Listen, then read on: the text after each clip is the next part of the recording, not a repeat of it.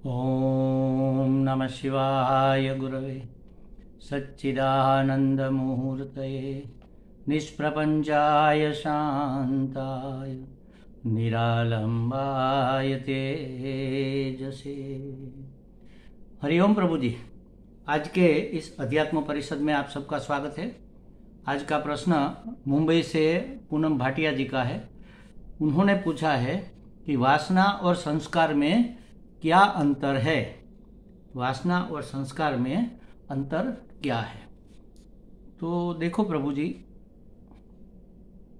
हमारे अनुभव में जो भी चीज़ें आती है, जो भी व्यक्ति, जो भी वस्तु, जो भी पदार्थ, जो भी घटना जिसका हमें अनुभव होता है, उसकी एक छाप हमारे चित्त में बैठ जाती है। चित्त इन्हीं छापों का संग्रहालय है, समझ लो, स्टोर रूम कह लो, एल्बम कह लो।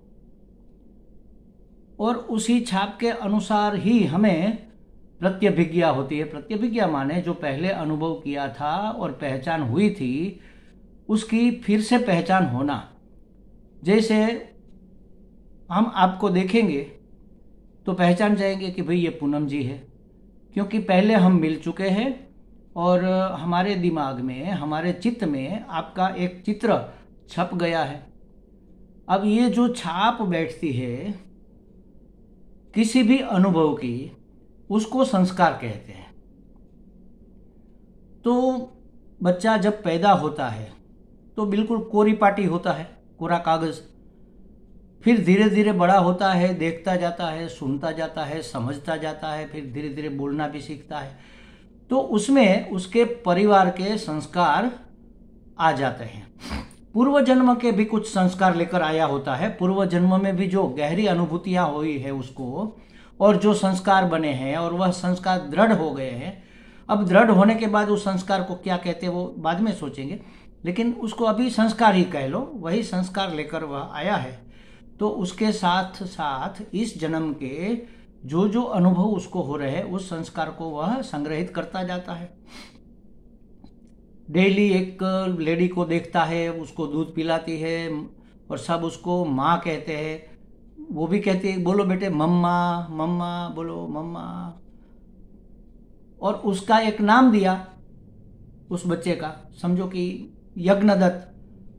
हेलो यज्ञदत्त, आगे यज्ञदत्त, ऐसा करके हम उसके साथ खेलते हैं। तो वो समझता है कि यज्ञदत्त मेरी ओर देखकर बोला जाता है, माने मैं यज्ञदत्त हूं। तो यह संस्कार बैठ गए। तो ऐसे ही जो जो अनुभव उसके जीवन में आते हैं, उसके चित्त में उसके संस्कार बैठे, उसकी एक छाप बैठ जाती है। इसी को संस्कार कहते हैं। पहले छाप बैठती है, उसी छाप को जब गहरा गहरा कर दिया जाता है तब उसको संस्कार कहते हैं। जैसे कोई महात्मा है, हम तो मानते हैं, शास्त्र में भी कहा है कि साधक को या ज्ञानी पुरुष को सहज रहना चाहिए। वो अल्पाहारी होता है, वह अल्प भाषण करता है, जरूरत से ज़्यादा बोलता भी नहीं है। ये सब हमने सुना, कहीं लिखा पढ़ा, तो अल्पाहारी है। अब साउथ का कोई महात्मा आया तो थाली में इतना सारा चावल लिया, भात लिया, तो हम कहेंगे अरे इतना सारा चावल तो हमारे पूरे घर को भी नहीं लगता, एक महात्मा इतना खा जाता है, तो ये कैसा महात्मा है? अरे भाई, उसके संस्कार, उसके शरीर के संस्कार ऐसे, वो साउथ में जन्मा है, बचपन से चावल ही खाता आ रहा है। कोई उत्तर प्रदेश का, उत्तर भारत का कोई होगा तो गेहूं की चीजें और चने की चीजें ज्यादा खाएगा, रोटी और सब्जी ज्यादा खाएगा। तो हर एक के अपने अपने संस्कार होते हैं। मेरे हिसाब से, मुझे तो जहां तक मैं मानता हूं, मुंबई के लोगों को ये ब्रेड, बटर, पाव, ये सब बहुत ज़्यादा वहाँ पर इसका इस्तेमाल होता है, बेकरी आइटम्स का। कारण उसके कई हो सकते हैं। जीवन की आपाधापी में कहाँ समय मिलता है कुछ करने का, तैयार जो भी मिल जाए उससे काम चलाना पड़ता है। तो ये सब जो छाप उसके शरीर ने ग्रहण कर ली है, वह संस्कार हो गए हैं। तो हर एक व्यक्ति में कुछ संस्कार तो पड़ता ही रहता है, लेकिन जन्म से तो हर एक मनुष्य शुद्र ही होता है, या तो हम समझ लो कि पशु के समान होता है। बच्चा पैदा हुआ और जंगल में छोड़ दिया, वह जिस प्राणी के संग में बड़ा होगा वैसा ही करेगा। प्राणी 4 पांव से चलता है तो वो भी 4 पांव से चलेगा। समझो कि कुत्तों की टोली में वह बड़ा हुआ, तो कुत्ता जैसे भौंकता है वह भी ऐसे ही भौंकना शुरू कर देगा। कुत्ता जो खाता है वही वह खाने लग जाएगा। तो मनुष्य को मनुष्य बनाने के लिए, मतलब कि अब तक मनुष्य ने जो भी प्रगति की है उस प्रगति तक उसको लाने के लिए उसमें संस्कार डाले जाते हैं। हमारे शास्त्र में तो 16 संस्कार भी कहे गए हैं। जैसे समझो कि एक विवाह संस्कार है, तो उसमें क्या होता है, एक पुरुष एक स्त्री बस दोनों मिल गए, एक साथ रहने लग गए, बच्चे पैदा करने लग गए, तो पति पत्नी हो गए। अब पति पत्नी होने में ये सब फेरे लेना ये क्या जरूरत है, क्योंकि इसके अपने दिमाग पर गहरे संस्कार बैठते हैं। 4 या 7 फेरे लेकर बारात के साथ, गाजे बाजे के साथ, ढोल नगाड़े के साथ जाते हैं और बड़ा भोजन सब होता है, गीत बीत होते हैं, सब नृत्य गान होता है। 1 2 3 4 5 दिन तक ये सब फंक्शन चलता रहता है। तो उस लड़के के दिमाग में, उस लड़की के दिमाग में एक गहरी छाप बैठ जाती है, एक संस्कार बैठ जाता है कि अब हमारा विवाह हो गया, अब मैं पति हूँ, अब मैं पत्नी हूँ। तो पति को कैसे रहना चाहिए, कैसे सोचना चाहिए, कैसे व्यवहार करना चाहिए, पत्नी को क्या करना चाहिए, ये सब उसके जीवन में शुरू हो जाता है संस्कार की वजह से। तो हर एक के संस्कार बैठते हैं। तो उसमें भी समझ लो 2 प्रकार के संस्कार है, सुसंस्कार और कुसंस्कार। ये जो शास्त्र के अनुसार 16 संस्कार है, सब सुसंस्कृत करने के लिए, ये सब सुसंस्कार है। और बच्चा खेलता है, आसपास पड़ोस में खेलता है, गली मोहल्ले में खेलता है और किसी से गाली बोलना सीख गया, तो ये कुसंस्कार हो गया। वह गाली बकने लगता है, बात बात में गुस्सा होने लगता है, तो ये कुसंस्कार है। क्योंकि मानव जीवन की, इस समाज की जो रीति नीति है उसके अनुसार जो होता है वह सुसंस्कार कहा जाएगा। धर्म के अनुसार होता है वह सुसंस्कार कहा जाएगा, और इसके विरुद्ध जो होता है वह कुसंस्कार होता कहा जाएगा। या तो ये समझ लो कि जो अपने को भी नुकसान करता है, दूसरों को भी नुकसान करता है, इरिटेट करता है, परेशान करता है, दुख देता है, उसको कुसंस्कार कह लो। और जो सुख देता है, सालस लगता है, अच्छा लगता है, वह सुसंस्कार कह लो। तो 2 प्रकार के संस्कार हो गए। अब संस्कार कब वासना बनते हैं और वासना क्या है इसको समझ लो। एक उदाहरण मैं हर बार देता हूं, इस बार भी दूंगा। आप ठीक से ध्यान से इस उदाहरण को दिल में बैठा लेना, आपको पता चल जाएगा कि संस्कार में और वासना में क्या अंतर है और कब संस्कार वासना में परिवर्तित हो जाते हैं। अब समझो हमारे यहाँ सौराष्ट्र में, राजकोट में खास करके, सौराष्ट्र के सभी शहरों में ज़्यादातर दोपहर को आराम करने का संस्कार है। और हम तो कहते हैं कि बिना थके आराम करे वही गुजराती। तो 1 बजे से 3 बजे तक कोई भी दुकान वाला अपनी दुकान खुली नहीं रखेगा, बंद कर देगा और सो जाएगा। और 3 बजे 3:30 बजे के बाद फिर चाय पानी पीकर फिर दुकान खोलेगा और अपना बिजनेस चलाएगा। तो हमारे यहाँ ये रिवाज हो गया है, ये संस्कार पड़ गया, समाज के संस्कार है। सबको पता है कि 1 से 3 बजे तक बस सब काम छोड़ छाड़ के आराम करना है, सो जाना है, या तो लेट जाना है, या कुछ भी करो लेकिन धंधा नहीं करना है। तो एक दिन हम समझो कि आए वहाँ से, मुंबई से पूनम जी, और हमें कहीं जाना था, किसी को मिलने जाना था, थोड़ा दूर दूर जाना था। और आज रिक्शा वालों की हड़ताल है, हमारे पास गाड़ी भी नहीं है। तो सोचा चलो कोई बात नहीं, चलते चलते जल्दी जल्दी चलेंगे, बहुत ज़्यादा टाइम नहीं लगा, आधे घंटे में पहुंच जाएंगे। ठीक है, दोनों सक्षम थे, निकल पड़े घर से। और देर भी हो गई थी और चलकर जाना था, तो धांधली में हम ऐसे ही निकल पड़े। और हमें पता चला कि अरे भाई, हमें तो बहुत प्यास लगी है, पानी पीना भी भूल गए, बोतल तो साथ में थी नहीं। अब जा रहे हैं, राजकोट की बाजार तो 1 से 3 बजे के बीच में बंद रहती है, तो सभी दुकानें बंद थी। कहाँ पानी पियेंगे, कहीं पानी मिलना मुश्किल है। कोई अगर शॉप खुली होती पान बीड़ी की या जूस सेंटर की, तो वहाँ से कुछ हम सोडा वोडा पी लेते था, तो स्प्राइट ब्राइट पी लेते, या जूस या शेक वेक पी लेते। ढूंढते ढूंढते प्यास और बढ़ गई, चलते चलते। धूप भी बहुत कड़ी थी। इतने में एक दूर रोड के कोने पर एक दुकान हमने खुली देखी, जूस सेंटर। वहाँ गए कि महाराज कुछ पिला दो, बहुत प्यास लगी है। उसने कहा कुछ नहीं है, सब खत्म हो गया, जो भी है कुछ तो दे दो। उसने कहा 1 चीकू बचा है, थोड़ा दूध बचा है, मैं चीकू शेक बना देता हूँ। तो हमने कहा अरे महाराज मुझे तो चीकू शेक बिल्कुल पसंद नहीं है, लेकिन क्या करें, प्यास लगी, चलो बना दो, कोई बात नहीं, पी लेंगे, पे कुछ पीने लायक है ऐसा समझ कर पी ले। उसने बनाए, हमने पिया। वास्तव में उसने बहुत अच्छा चीकू शेक बनाया था, इतना अच्छा हमने ज़िंदगी में कभी नहीं पिया था। हमें तो बहुत अच्छा लगा, और ज़रूरत भी और प्यास भी थी, इसलिए और भी अच्छा लगा। बात ख़त्म हो गई, वहाँ से निकल गए हम, अपना काम निपटा कर फिर वापस आ गए। अब 2-4 दिन के बाद हमें फिर से उसी रास्ते पर जाने का कोई काम निकल आया, और हम दोपहर का समय भी नहीं है, सुबह सुबह 10, साढ़े 10, 11 बजे का समय है, और स्कूटर पर हम जा रहे हैं, कोई धूप भी नहीं है, ठंडी हवा चल रही है, प्यास भी नहीं है, भूख भी नहीं है। लेकिन उस दुकान से गुजरते समय हमारा ध्यान गया, अरे हाँ ये तो वही शेक की दुकान, यहाँ शेक बहुत अच्छा मिलता है, चलो पीते हैं। तो हमने दूसरी बार शेक पिया। पहली बार देखो जरूरत थी, दूसरी बार जरूरत नहीं है। जो पहले की वो छाप थी उसको हमने गाढ़ा कर दिया, लालच में आकर हमने फिर से सुख भोग के लिए शेक पिया। ठीक है, कोई बात नहीं, सुख भोग के लिए पिया तो पी लिया, उसमें क्या गलती है, कोई नुकसान तो है नहीं, कोई बात नहीं, ठीक है, बड़ा अच्छा लगा। हाँ देखा, हमने कहा था ना यहाँ का चीकू शेक बहुत बढ़िया बनता है, मज़ा आ गया, चलो चलते हैं। और थोड़े दिन के बाद उस रास्ते से नहीं, उसके पीछे वाली गली से गुजरना हुआ, और करीब करीब उसके पैरेलल आते हुए हमें याद आया कि हाँ यहाँ बाजू के रोड पर एक शेक की दुकान है, चलो उधर चलते हैं। जाना था इस गली से, हम मुड़ के घूम घाम के उधर निकले और वहाँ चीकू का शेक पिया। तो देखो ये स्वाद हमें लग गया, इसलिए बीच में नहीं आते हुए भी घूम घाम के भी वहाँ हम गए और चीकू का शेक पिया। क्यों? क्योंकि अब जो संस्कार थे वह वासना बन गई, जरूरत भी नहीं है, वह वहाँ से गुजरना भी नहीं हो रहा है, सहज उसका संपर्क भी नहीं हो रहा है, हम जानबूझकर उसका संपर्क कर रहे हैं, सुख का भोग कर रहे हैं। तो भोग जब संस्कार, जब जो छाप हमारे ऊपर पड़ी है वह जब सुख भोग के लिए प्रवृत्त होती है तब उसको वासना कहते हैं। अब ये वासना बन गई, अब ये हमारे वश में नहीं, हम उसके वश में हो गए, इसका नाम है वासना।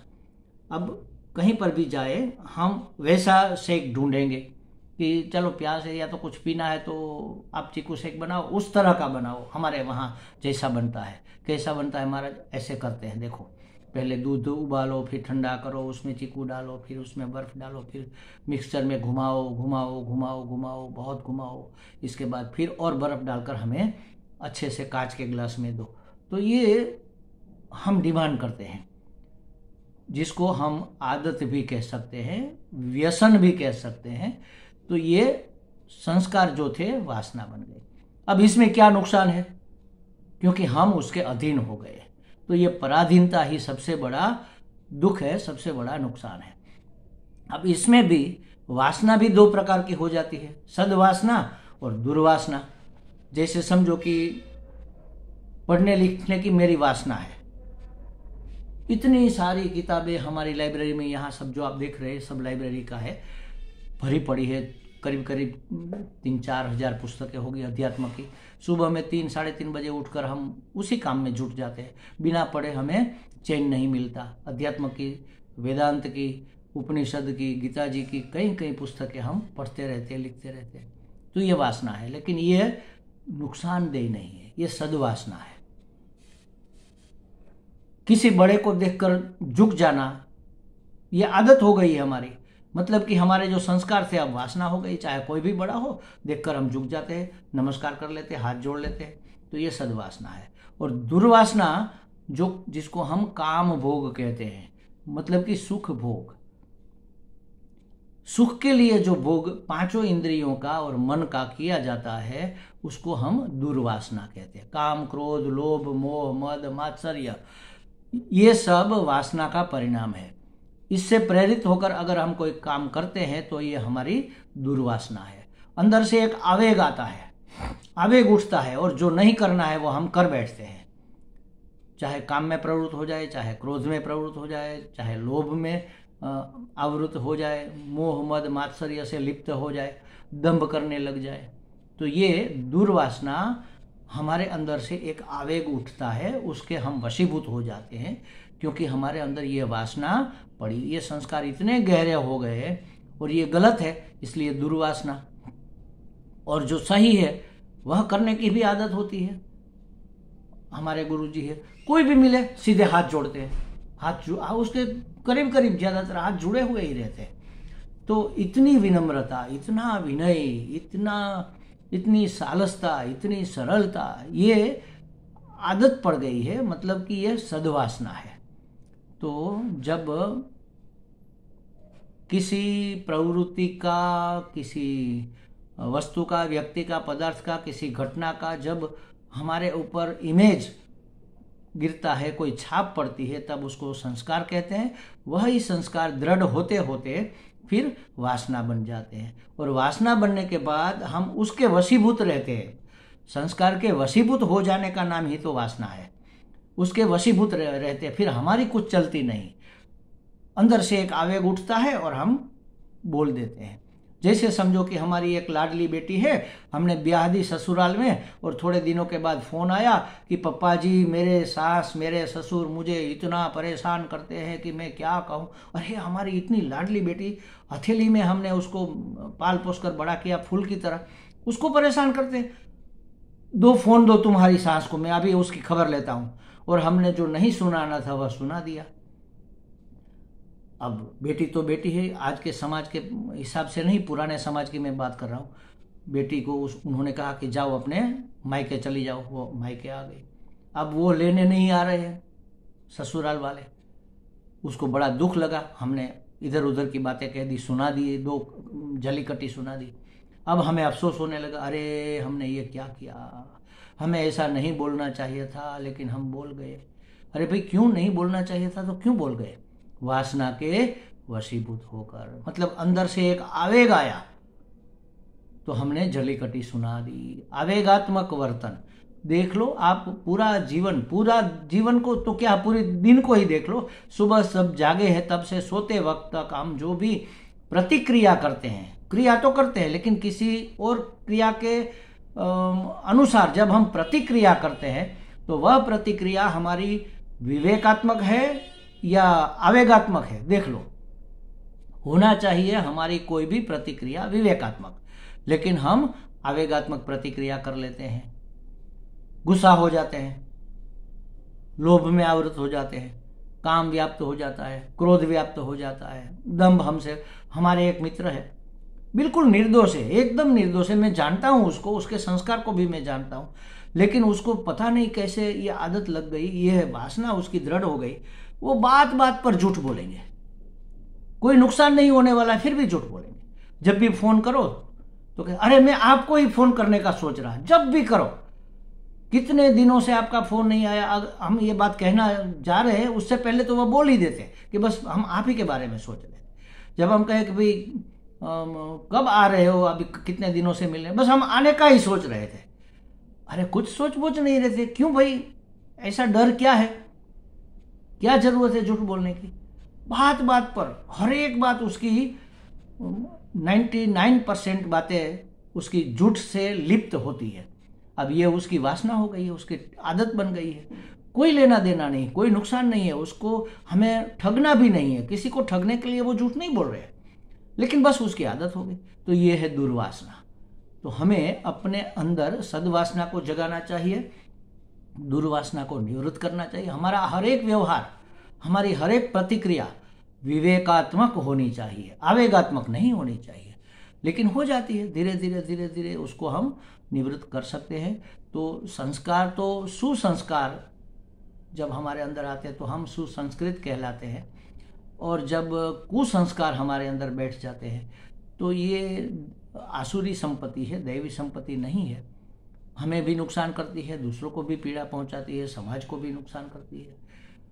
और हमारी वासना, हमारे अंदर से उठने वाले आवेग, इसको भी हमें समझना चाहिए, कंट्रोल में रखना चाहिए। और विवेकात्मक हमारा व्यवहार जब चलेगा, तब हम सत्य असत्य का, सत्य मिथ्या का विवेक कर पाएंगे, और सत्य का वर्ण करके मिथ्या का हम परित्याग कर पाएंगे।